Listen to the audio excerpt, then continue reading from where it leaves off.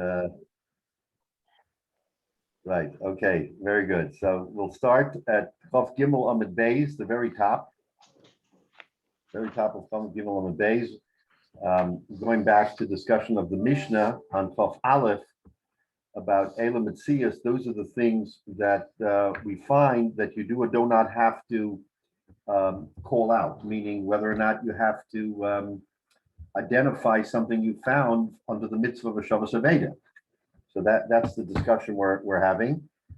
We finished last week with the final statement, sort of wrapping up that whole Gemara, telling us that according to Rava, the halacha is like Rava. According to Rava, once you have a siman, it doesn't matter Rishus Harabim, Rishus Hayachid, whether it looks like it was lost or whether it was placed, meaning, in other words, it's too organized to be lost. No matter what, it's kind of like everything is subject to the mitzvah of a Shabbos Aveda. Remember, we had that discussion, David. I think you may have raised it, or someone else. Why are we quibbling over this? Announce everything. Everything should be announced. Why not? And the teretz is that according to the halacha that Rava brings down, you're right. If there's a siman, everything should be announced. What's the downside? No one will answer. But for purposes of understanding the discussion in the Gemara was trying to make distinctions, whether or not it was in Rishus Harabim, Rishus Hayachid, whether it looked like it was dropped. Because the whole question is someone miyayish? Does someone, when he checks his pocket and said, oh my gosh, it's not there, is that automatic yish? So we're trying to say that under certain circumstances, it would certainly be yish. Rava, on the other hand, says if there's any outside remote possibility that it can be returned, you have to take that extra step and you have to announce it. And if not, then okay, then you've tried the mitzvah of Shabbos Aveda, you weren't successful, but at least you tried. So that's how the Gemara ends up last week. So now the Mishnah continues in Chof Aleph to tell us that, again, in the discussion between Tanna Kamma and Rabbi Yehuda, that there are things that are so completely different that you may or may not have to return. So the top of Chof Gimel Amid Beis, Umachzora Shel Dagim. In other words, a person's walking along and he sees, let's say, a dozen fish that are strung together on a string lying in the street. Okay, that's not something you find every day. It's not like a fish that was thrown away. You have a dozen fish that are all on a string. So I'm sorry, where are we? I don't see. Chof Gimel Amid Beis, the very top. Amai Lahavi? Chof Gimel Amid Beis, it says Machzora Shel Dagim. Oh, okay. Yep. Machzora Shel Dagim, that's like a string of fish that was found. And the Mishnah says you don't have to return it. You don't have to announce. Frek the Gemara Amai, Lahava Kesher Siman. The string has a knot, so let the knot be the siman. In other words, the fish can't be the siman. Let the knot be the siman. So someone announces, and someone says, "Oh yes, it had a I don't know, a military knot or something, a knot that can be distinguished." Right, Scott, you can tell us if there are knots that are more different than other knots. So you can say that's what the knot was. How many people will knot it that way? And for the Gemara, the Katara Kesher Siman, and for the Gemara, the Masha says the Katara Tzaidah.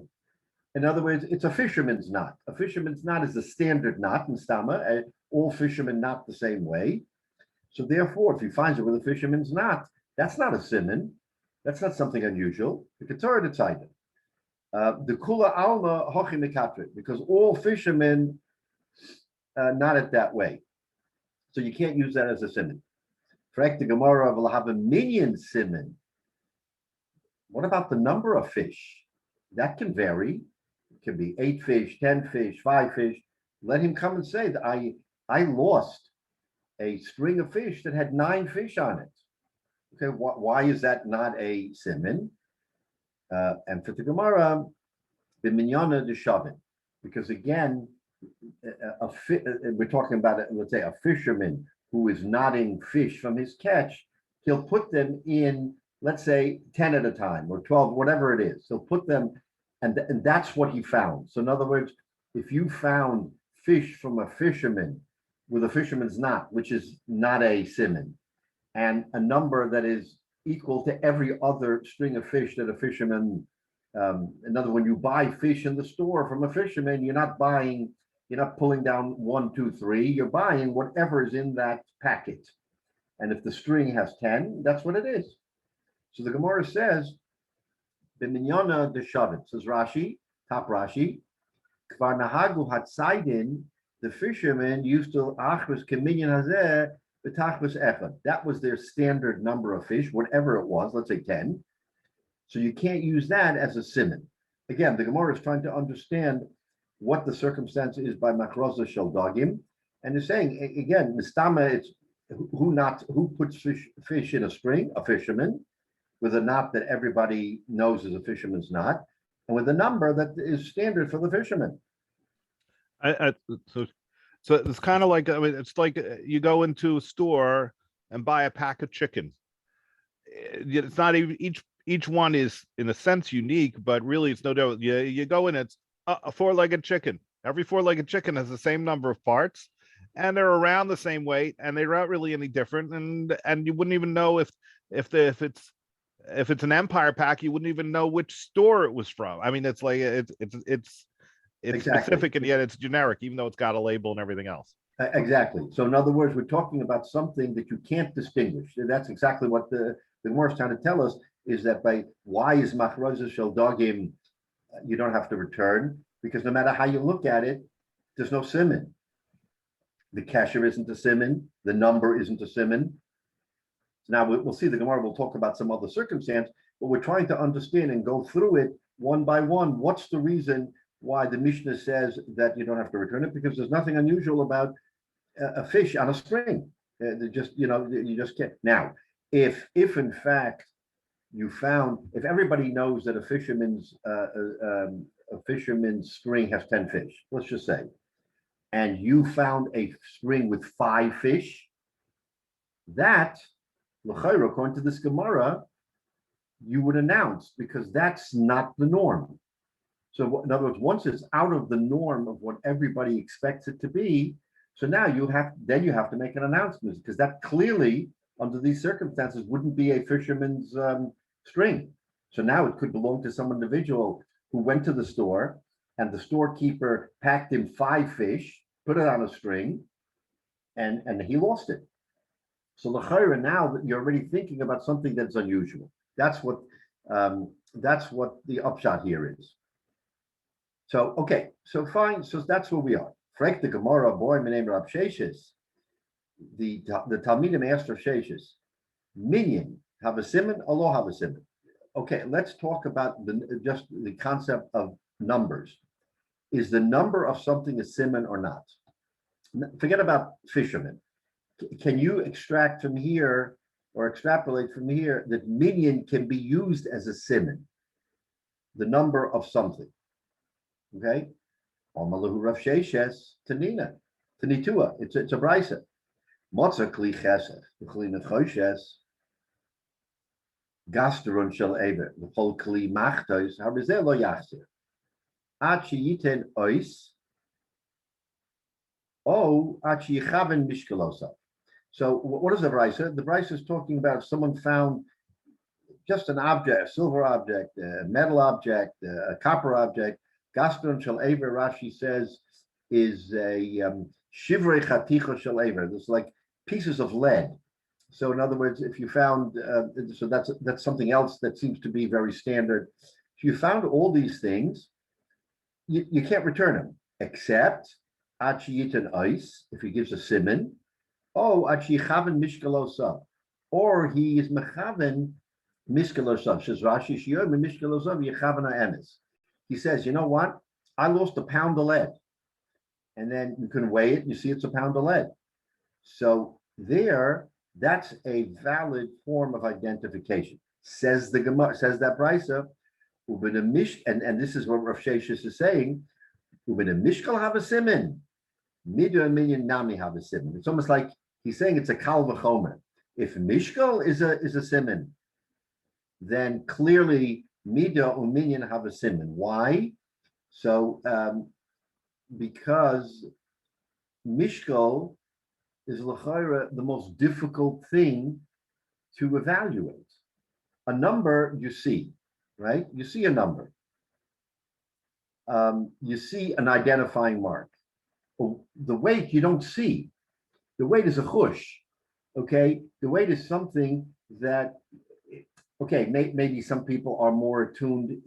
You know, sometimes you put something in your fingers, and if you work with your fingers, you say, oh, this is a pound, okay? Because he's a storekeeper, he can feel the weight in his hand. I don't know that I can, or maybe many of you can. So weight is the most difficult thing to evaluate.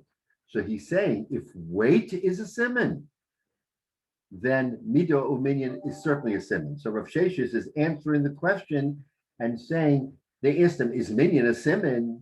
And he said, yes, it's a siman. If weight is a siman, then mishkal is vade a siman. That's how we interpret it.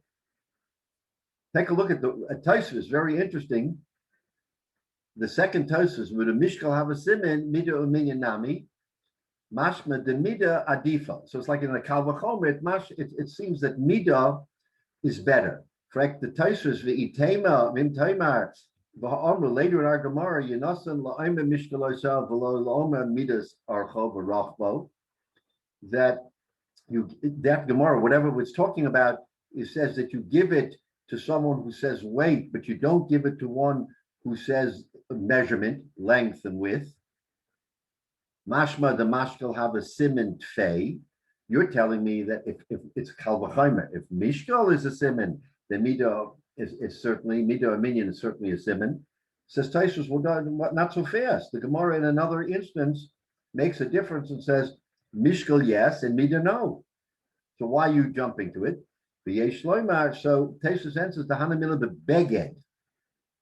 The ein derech lishkol hosam vaday mishkal adif. In other words, but so that's an unusual circumstance because you don't weigh clothing. So in that case, clothing isn't the siman, but the numbers are, right? So what do we learn from this? We learn that it's really, what is the derech hateva?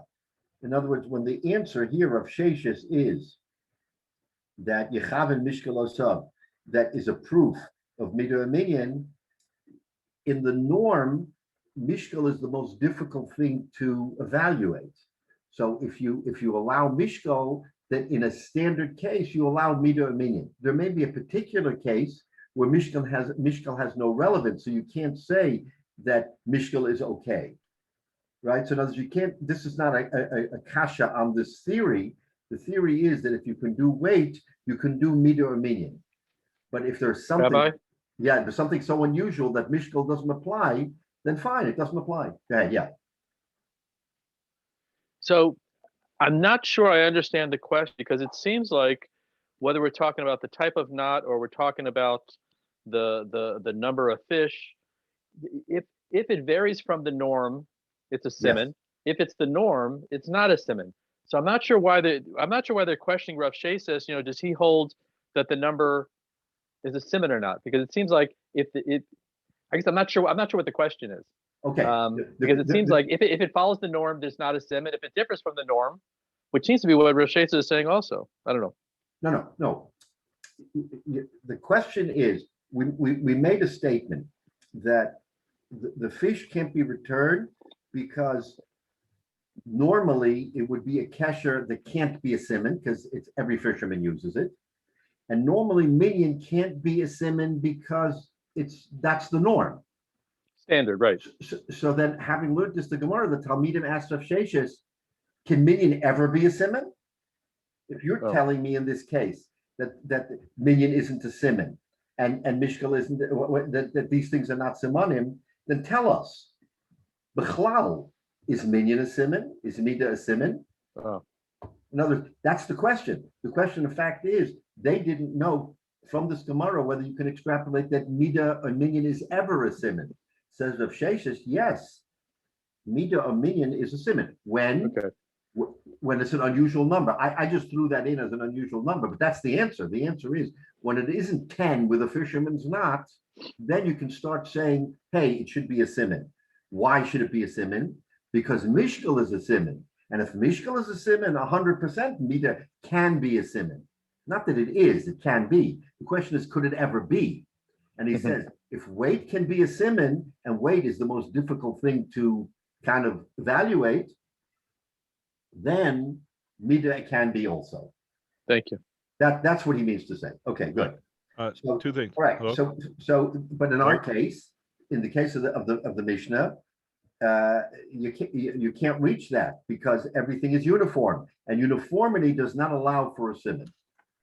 We're Question. going to see the Gemara in just in a minute. We'll talk a little bit further about uniformity, but that's the general rule. Go ahead, Yamnash. All right, so two things. So one is that it seems that part of it then would be that it's Mishkal and Minyan, maybe that they could be simonim in other things, like we said, the baguette, and maybe a perfect example might be a diamond, where it is measured. It's always one. It's measured by the weight, exactly how many carats to the Right. 100th of a carat or whatever, Right. and that would definitely be a simon because it's an inherent part of the thing. It's not obvious Yeah, looking at it, so it's absolutely, repeatable, absolutely. etc. And the To an expert who, in other words, you and I might not be able to hold diamonds in our hand and figure out the weight, but to an Right. expert, he'll tell you to the exact measurement. right, and the flip side is that the person who lost it, is a very valuable thing, might have a certificate that actually tells them exactly what it is. And a chanami. Right. So then and similarly on the count, we have all the time. I just saw a message the other day. Somebody loses some money. Money is generic, but it's not always the same number. And so that's something where somebody says, I found money on on Lamberton. Tell me exactly how much it was. There's nothing unique about it. It's how many 20s, how many 5s, whatever. It's really just a number, but that acts as a simon. Right. Now it's very interesting because I thought about this in the past. I said, when you're carrying money, do you know how much money's in your pocket? That's maybe not. If I have an envelope though from the bank because I just cast a Right. check, then I'd Right. know exactly how much it is. So it depends on the situation. Right. And I took out my wallet and I flip through and I say, and I just want to look at my wallet and I see, oh, I have $37 in my wallet. I wouldn't know that other than I just happened to open my wallet. Right. Right. And I saw that I had $37, right? Nobody knows that normally.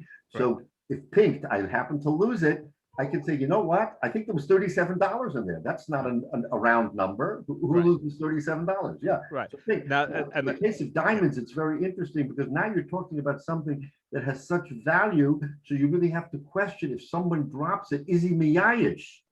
In other words, it's not just a nickel or a dime or a dollar.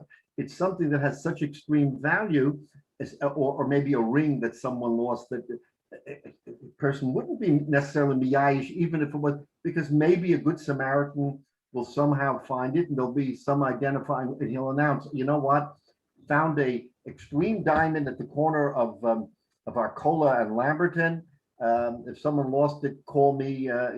Maybe there's a good Samaritan, even in a Rosh Hashanah or in a Carmelis, and not in someone's house, where so someone might not be miyayish.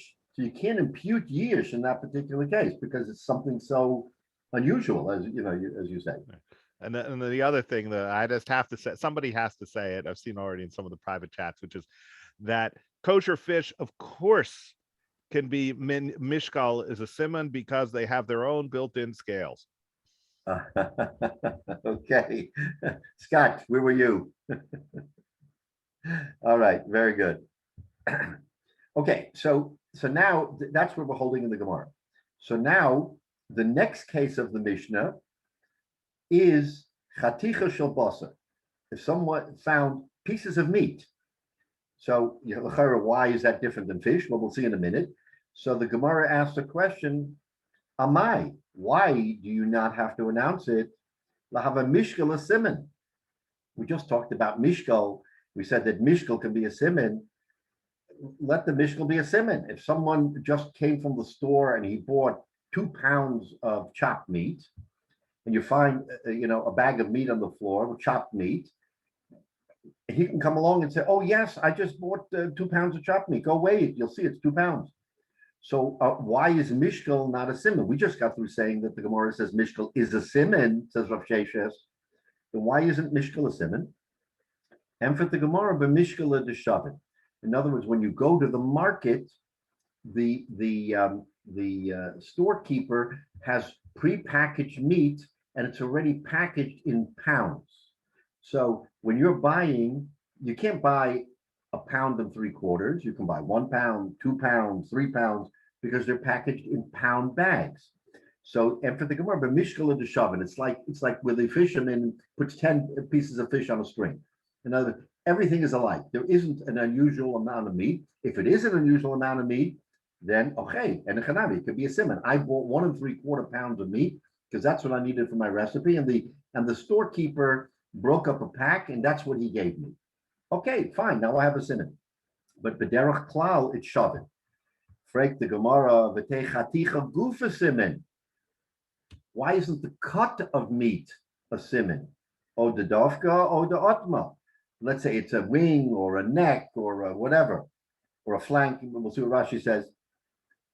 In other words, why is the chaticha itself? Because meat is really different. If you know your meat, then you know that it's a shoulder steak or a skirt steak or who knows what, a minute steak, whatever. So, and Rashi says, the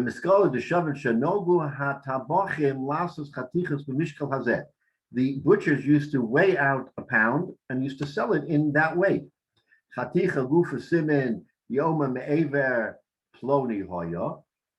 He could say, "Oh, I bought a shoulder steak. Why is it not?"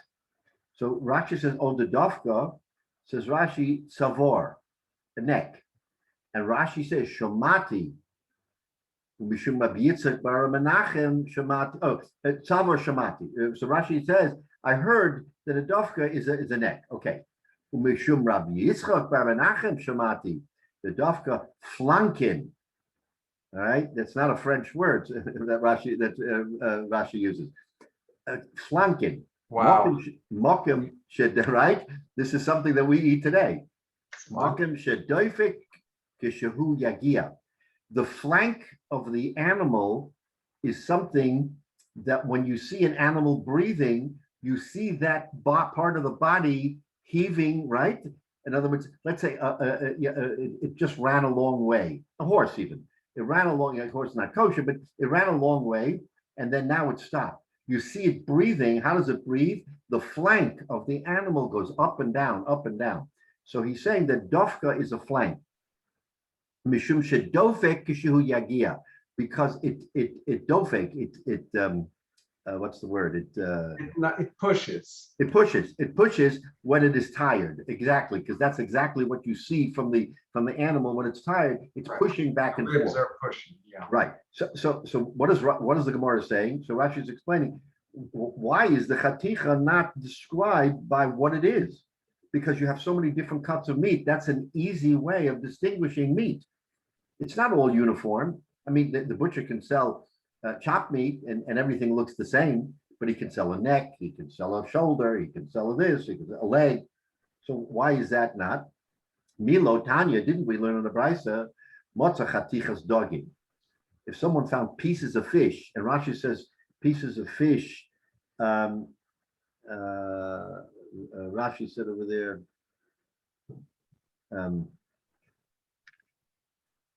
okay, he says it later, but another pieces of fish like a tail or a head, right? If you found pieces of fish, v'dog noshu, or a fish that was bitten into, let's say you found a piece of fish and another fish had bitten into it in the water, and you pull it out and you see that fish and it has a bite mark, right?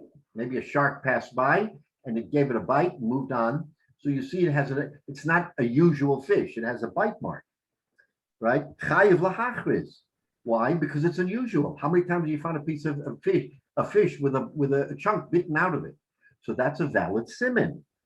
Chavya shel yayin, chavya shel shemen, barrels of wine and oil, v'shel terua or wheat, v'shel grogros or figs, v'shel zesem, hara elu shalom. So that brisa there says something that is uniform, like a barrel of wine or oil or zaysim or whatever, or that's yours. But a piece of fish, or in other words, a piece of fish, meaning it's from a portion of the fish that you can identify, or a bitten fish that you have to return. So the Gemara is this meat not like that brisa that says that with the dog, if it's unusual or you can tell what it comes from, you have to return it. So why does the Mishnah say chaticha shel basar? It makes a general statement you have to return. Why? Maybe the meat is unusual, just like the dog in that brisa is unusual. So Rashi says chatichas dag chayv lahachris kosot tedafta kishein bo simen. The fish has no simen. You look at a flounder, it looks like every other flounder, right? You look at a tuna, you want to grab a tuna, every tuna looks alike. I mean, there's no, but the chaticha gufa simen, says Rashi, o me'etzel harosh, o min hazana. It's part of the tail, it's part of the head, or maybe some identifying mark, another part of the fish. It can be maybe it's the piece that has the fins on it. Right? The fins are located in the middle of the fish, I think. So if a fisherman cut it up, right, the head doesn't have fins, the tail doesn't have fins, so it has fins. So you could say, oh, my piece of fish that I lost was the one with the fins on it. That's already a shtickle siman. So v'dag noshoch zeh siman shalo, because it had a bite mark. So frek the Gemara, why does the Mishnah say that chaticha shel basa? Again, it's making us think here. The Mishnah says a piece of meat is a piece of meat. Right? The Gemara, why? When you think of a piece of meat, okay, you're thinking of a random piece of meat, but meat can be very, very different, right? So if a person identifies a piece of meat by its portion of the body, it was a neck. I was making soup and I bought neck, and you have a packet of necks. Okay, that's a siman. How many people walk around and with holding meat and they lose a pack of necks? So that's already a siman. In other words, it's something that you can identify. So why do we say ein chayv lahachris? He doesn't have to announce. He should have to announce. That's the kasha. And for the Gemara, hocha b'maya skinan.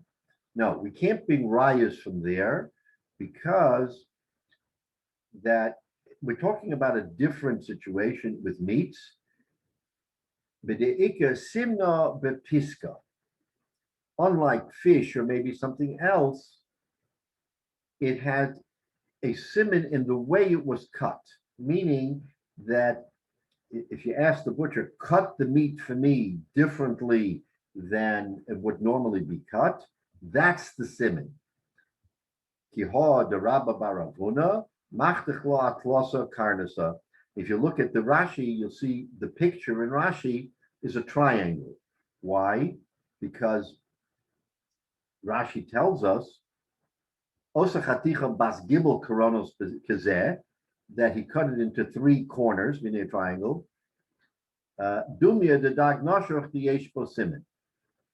Okay, and so what's the story there? So the story there is that he cut it, that he went shopping. Rabbi Bar Huna went shopping for his wife, and he asked the butcher to cut it into thirds. The story happens to be that Rabbi Bar Huna would ask the storekeeper to send it to his wife, and if he sent a goy to deliver it to his wife, Rabbi Bar Huna wanted to make sure that his wife knew that it wasn't exchanged for another piece of meat. So he actually sent it in a way, he said, I'm going to cut it so that my wife will know that it has a siman, that it's kosher meat. Mistama, in those days, that was the standard, is that you have to worry about whether or not they changed out a good piece of meat for a non-kosher piece of meat. So he always makes sure that he sent it with a siman. In his case, the siman was a triangle. He cut it that way. So when his wife got the package, She knew it came from him.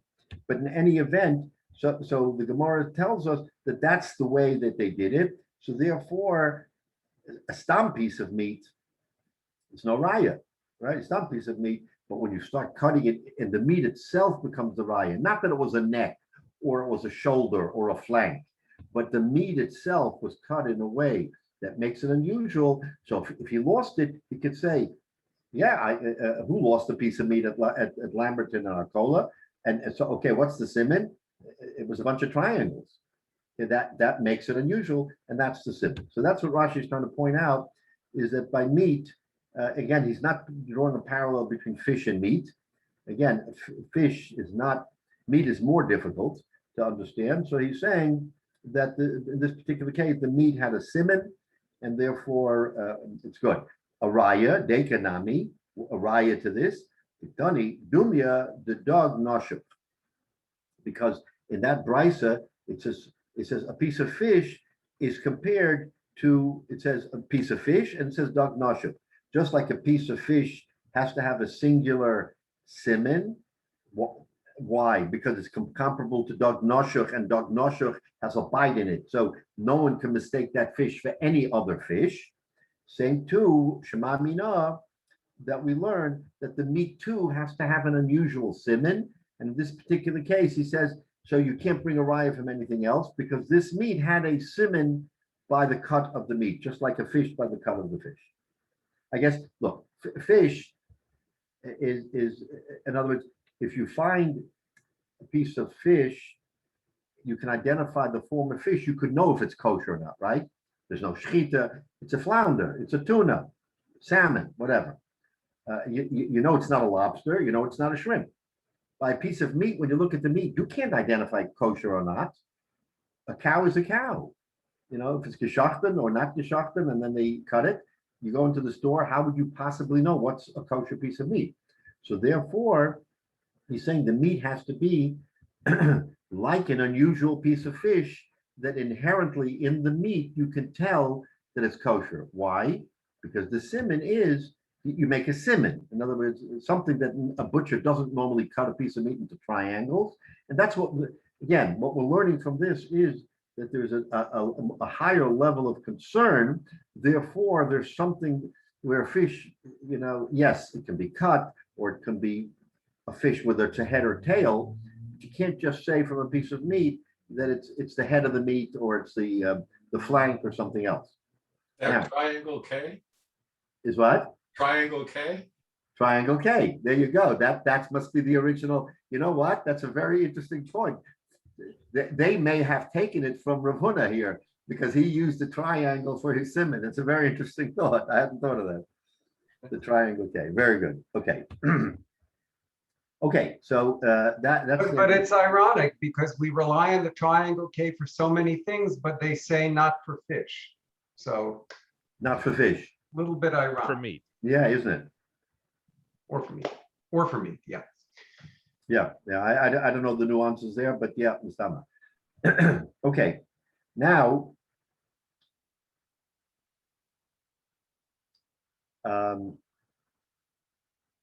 Omamar. So now we just got through talking about this brisa, right?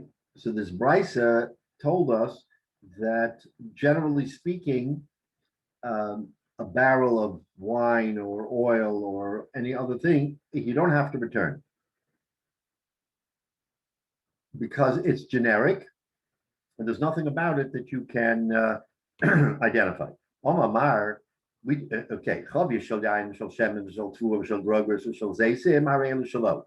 that's the brisa, and we just learned that brisa in conjunction with saying that a fish that has an unusual property, you have to return, but all those other barrels of generic wine and oil, you don't have to return. Frek the Gemara on that brisa v'hotanan. We learned in a Mishnah, Kade Yain v'Kade Shemen Chayiv lahachris. Okay, we learned in a Mishnah that a chavius in a jug. By the way, a chavius in a kad, as the Gemara explains, is just by the size. A chavis is a barrel, what we consider a barrel, and a kad is a jug. Right? So that in and of itself is not a simon, because the chavis is bigger and the kad is smaller. Okay, but that's for purpose of measurement.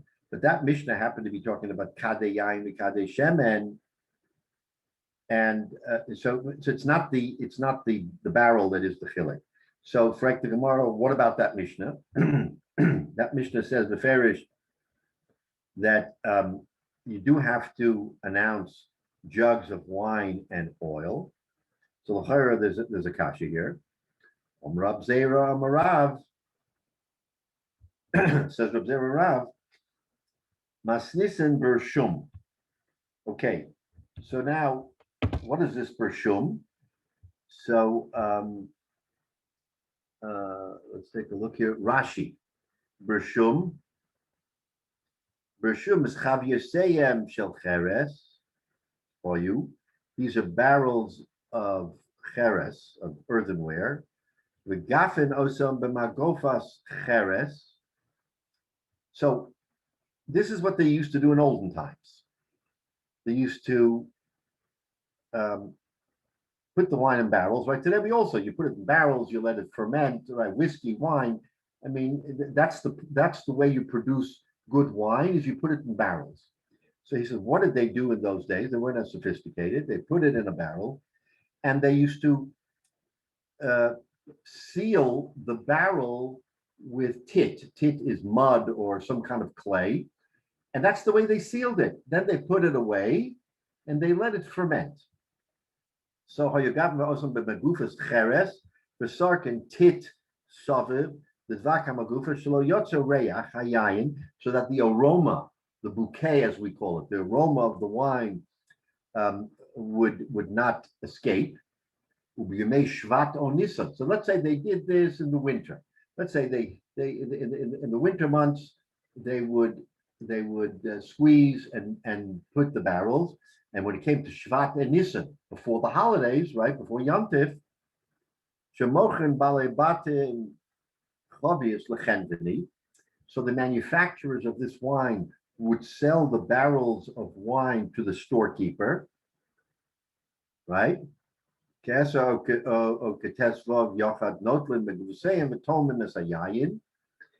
storekeepers would open it up and taste the wine, and depending on if it is not yet where they wanted it, they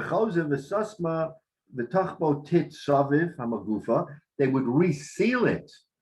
In other words, they opened the seal, they smelled it, they tasted it. It was good, fine. Wasn't so good, or wasn't yet ready, they resealed it. The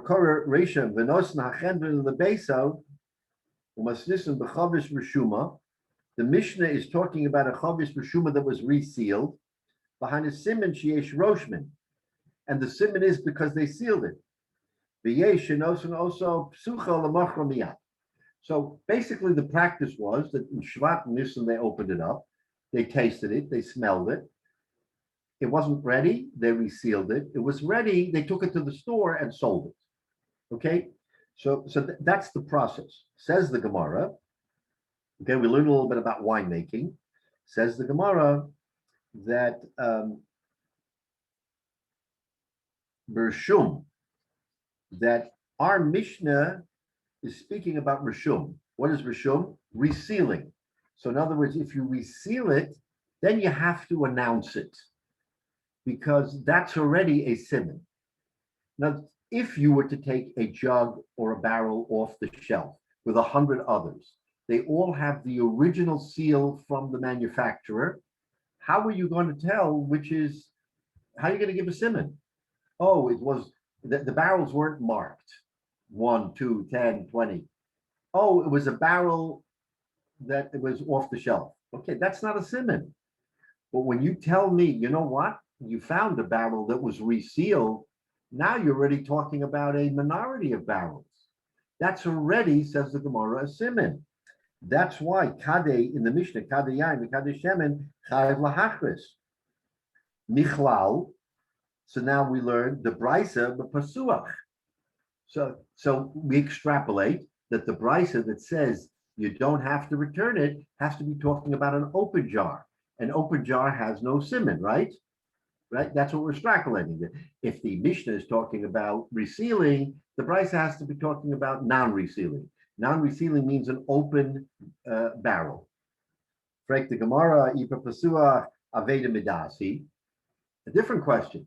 Okay, so in other words, if you're going to say that it's psuah and you can't give a siman, okay, you can't give a siman. Frek the Gemara, why should you have to announce it Aveda Midasi? Why is it Aveda Midas? In other words, what happens is that when you open up the barrel, now all kinds of flies and other things can get into it because it's sweet. So it attracts bugs and other things. Frek the Gemara, it's Aveda Midas. He's intentionally destroying the wine if he leaves it open.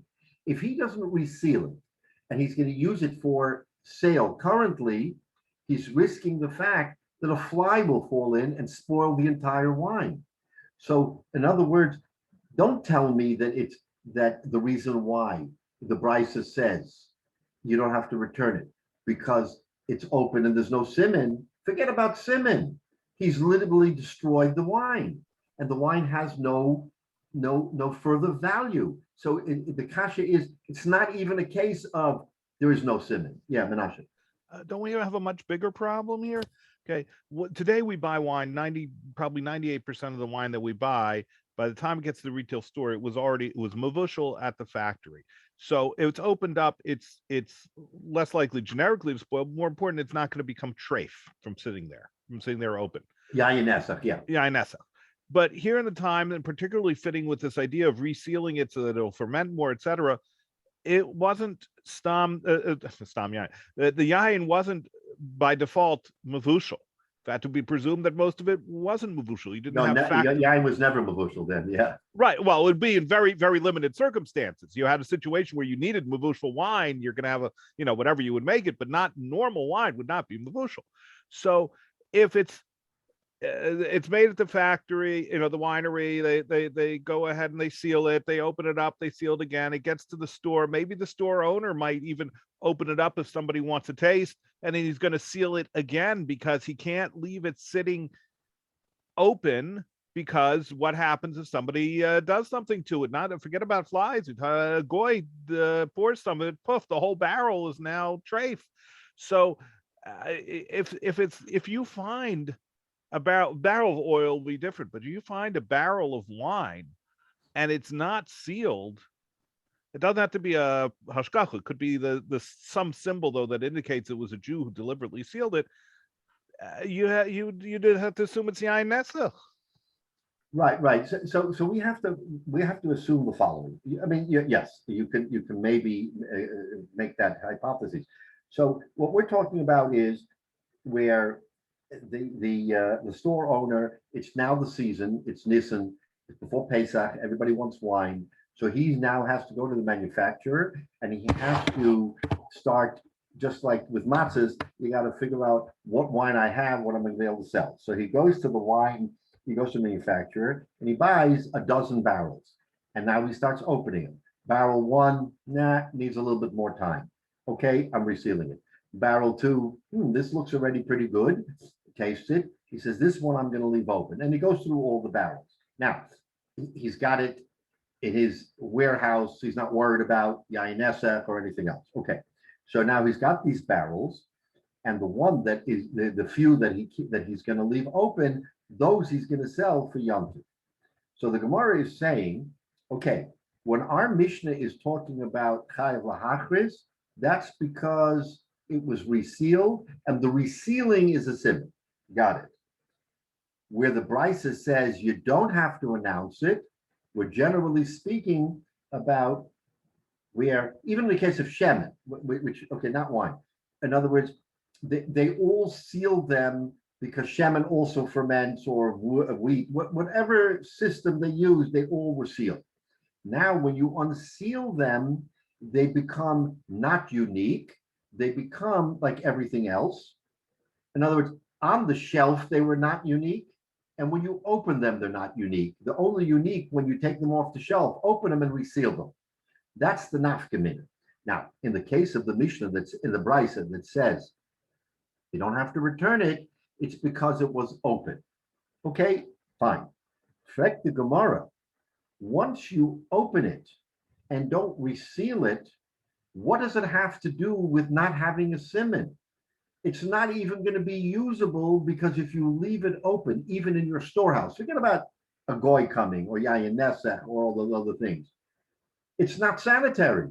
You're going to leave an open jug of wine, which you're going to, when a guy comes in, you're going to pour from it and let him taste. But in the meantime, you're not going to seal it. In other words, there was no corkscrew, there was nothing. You just left it open. That open itself creates the problem that it is no longer usable. So why do you have to come on to the theory of you don't have to announce because it's indistinguishable?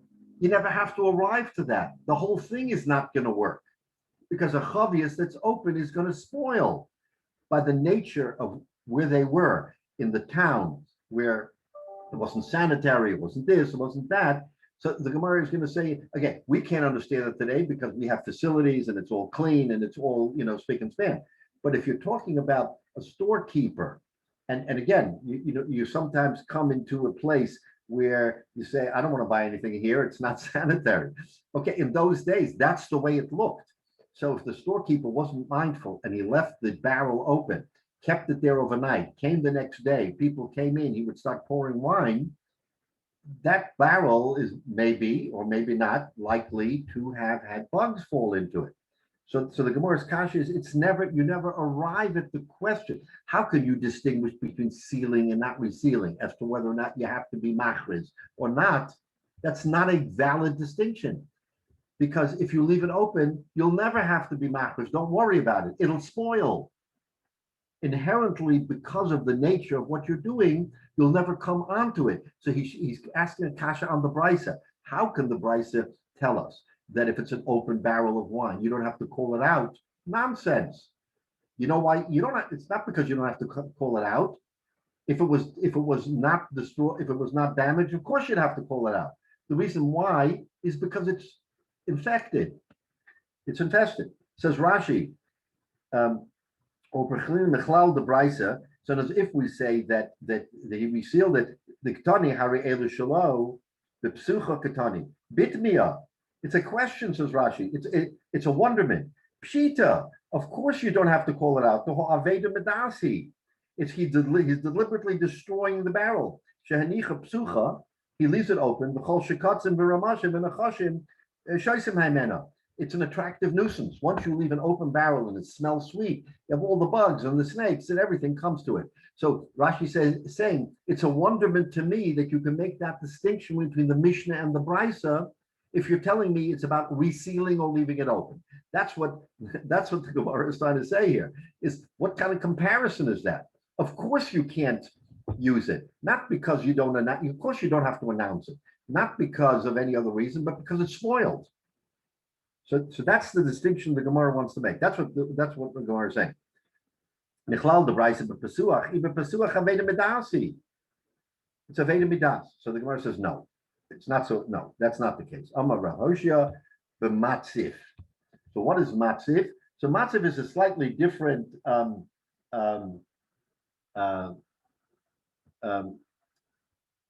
He didn't reseal it. So resealing isn't the siman. When you cover it, let's say, as an example, maybe he put something on it, and if they had a rubber band, he tied it with a rubber band. I'm just saying, in other words, something that is short of resealing, but isn't leaving it open. So, in other words, it's not a Veda Midas. He wants to get away from a Veda Midas, and he says, no. The storekeeper didn't seal it, and he didn't leave it open. He just put something on it, right? So what the Gemara is saying is that little cover with the rubber band is not a siman. That's what the Gemara is trying to say. The Mishnah and the Brisa are speaking about two types of covering. One is a siman, one isn't a siman. The Mishnah is talking about resealing, which is really a siman, because you reseal it. I guess in the resealing, you're doing something unique. It that looks you can different. identify as being resealed. Right. The Brisa is talking about a generic covering. Now, for instance, in today's world, you stop it with a cork. You can buy a cork in a hardware store. Every cork looks the same. So if I have a jug that has a cork in it, how can that be a simon? The cork isn't a simon. Resealing is a simon. A cork is not a simon. So that's what the Gemara is saying. So in other words, the Gemara wants to get away from Aveda Midas. So it says it's talking about matzit. Abaya Omer. Abaya goes even further. You can even say that they're both talking about resealing. Both the Mishnah and the Brisa are talking about resealing. And if so, then the if it's resealed, why is that not a simon? Right? We said that resealing is a simon. So the Gemara kasha. Kan kodem sheniftechu ortzos. Kan la'acher sheniftechu ortzos. Why is But now- resealing a simon? Why exactly is Because when you reseal, resealing would look like a stum seal? How do you tell? one from another? no, because when you break the seal, and the seal that's in the manufacturer all looks alike.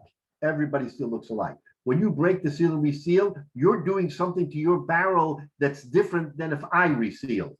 In other words, I may have used a mud of one type, and you may have done something else. So let's say my resealing may have some markings on it, because remember, it's the whole idea is that a manufacturer makes 100 barrels, they all look alike.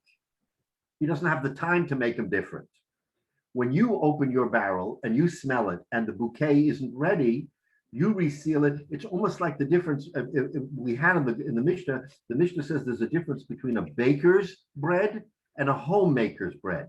A baker's bread, he bakes 100 loaves, they all look alike.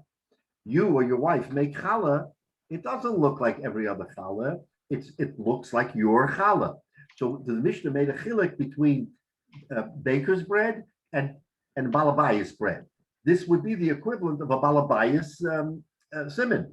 Okay, the manufacturer makes them all alike. You make them different. So because you make them different, that's a simon. So Rabbi is saying, you know what? No, they're all resealed. The lokasha has no longer to do with resealing. Here's the point. It has to do with timing. Kodem sheniftechu artzos, kan la'acher sheniftechu ha'artzos. In other words, it's when did it happen? If it happened at the time that, for instance, let's say Rosh Hashanah time, right? That's the beginning of the winter or after Sukkot. The manufacturers would put them all together and then they would seal them and they'd leave them for the winter, right? There, a seal, okay, they all look alike. So if the seal was broken then and redone, you can tell that seal from the manufacturer seal. So in wintertime, if let's say you happen to have a barrel and you opened it up, nobody opens it up in the winter. You opened it up, and because you opened it up, you have to reseal it.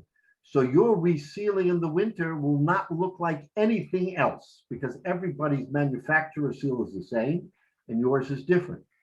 But in the spring, in Nisan, all the storekeepers get the wine. They all open it up. They all check it. If you reseal it, right? If Shalom reseals it, and Matis reseals it, and the guy in Baltimore reseals it, now all the resealing looks the same. Because the resealing process, says Abaya, is not what is the simon, it's the timing. So therefore, if you find the barrel in Nisan and it's resealed, there's no simon because everybody reseals. So here we're not talking about where the resealing is unique. When was it resealed? If it's resealed at a time when no one reseals, avada, it's a siman. So when the Mishnah says chayv lahachris, is because you found a resealed barrel in Tishrei. But when you find a resealed barrel in Nisan, they all look alike. They're all the same. So that's when a buyer comes and says, no, we don't have to give answers like, oh, he covered it temporarily. They all reseal it. But the resealing, it's a question of when they reseal, right? So now, and a proof positive to this, Rav Yaakov bar Abba, the case of Rav Yaakov bar Abba, what happened there? Eshka chavisa de chamra, they found a barrel of wine, la'achar sheniftechu ha'artzos, after the period of time when the retailers, the storekeepers, were already opening them up to sell them. Also, the kama the Abaya, and they said to Abaya, "What do we do? Do we have to announce it or not?" Amalei zil shakel nafshach. So Abaya said to them, "Go home and take it." What shot? Go home and take it. In other words, Abaya said, if you found it when all the storekeepers are already opening up their barrels to taste them to make sure that they're ready to sell, then that's not a siman anymore, even though it's sealed with mud, because the only way to seal it is with mud, and everybody seals it. It's no longer a siman. So it's a raya to Abaya's teretz that it's not the sealing that is the siman, it's the timing that is the siman. If you find it resealed in Tishrei, it's a siman, but if not, it's not a siman. So let's look at Rashi. B'matzif shehaniach magufa oleh v'lo sharka b'tit. He put a covering, but he didn't use earthenware, dirt. Siman leka v'aveda medas nami leka. So it's not aveda medas, it's not hefker, and it's not a siman. So that's what he wanted to give. Comes a by and he says no. Kodim sheniftechu ha'artzos she'adayin lo v'yeh zman mochei achavius v'yochid ba'almahi the ovid. He's a yochid. Hava Rosha Siman. He's a yachid. He wanted to open it up. I don't know why. It was in Tishrei, and there's no way he was going to sell it. But for some reason, he opened it up. Once you open it up and seal it, that barrel looks different than every other barrel. And it's very uncommon because of the time in which you Because did. of the timing. Right. But Barakta the Nahara, Bahayayin ball the ear. No, sorry, that's the next one. Okay, so now we have a teretz. And the teretz is that the reason why the Mishnah says you return it is because there is a siman. So what do we learn from here? What we're learning from here is that a siman can take on a lot of different shapes and sizes. You don't always have to say this. Oh, it's a siman because I put a bow around my barrel. Okay, and I'm the only one with a bow around my barrel. The teretz is siman. The very nature of a siman is it's different. Now, if something that is different because when you did it, nobody did it, you can't argue, oh, but everybody would do it in Shvat. But it's not Shvat. So it's different because of when it was. So that's the important thing to learn, is that a siman, it's not one size fits all. Every time it's with mud, it's okay. Every time it's not mud, it's a combination of factors. It's what he did and when he did it. And that's how that's how you have to understand it. So again, to the question of why didn't you always announce it, a Shabbos Aveda, it's a big mitzvah. And the teretz is that look at what Abaya said. Abaya said, don't even bother announcing it. Take it home. Why shouldn't it be a Shabbos Aveda? You could maybe do a mitzvah. The teretz is you don't even have to have a Havamina then because at that point in time, it's indistinguishable. This person may, again, we're saying that there was no other distinguishing marks. Maybe the barrel had a couple of niches in it. And a person could say, you know what? My barrel had 3 dents in it in the lower third. Okay, we're not talking about that kind of thing. We're talking about where the barrel was a barrel, and you either opened it or you didn't open it. And if you opened it in the time when everybody opens, farfallen, you're lost. So that's how you have to understand the Gemara. And again, it's a lesson in Simanim, but when in doubt, you look at and fall back and say, oh, I found something. What should I do with it? Well, you can go to a Rav and say, should I announce it? Should I announce? So the Mishur Sadin, okay, you announce it. But if you find something in the middle of the street, where it's a total Rishus Harabim and it has no identifying mark, you pick it up and you go on. You don't have to worry about a Shabbos Aveda. So again, if you're starting to parse, is it or isn't it, then maybe you should already announce it. But if it's something that's so clearly not, it's the norm, then you just pick it up and walk out. And that's what Abaye did. He said, just pick it up and take it home. Don't even think about it. All right, so we'll stop here. Mitzvah Shem will pick up next week. Weiter. Shkoyach. All right. Shkoyach, everybody. Thank you, Have a good Rabbi. week. I think that's a good sign. Yeah. All right. Good. Good day.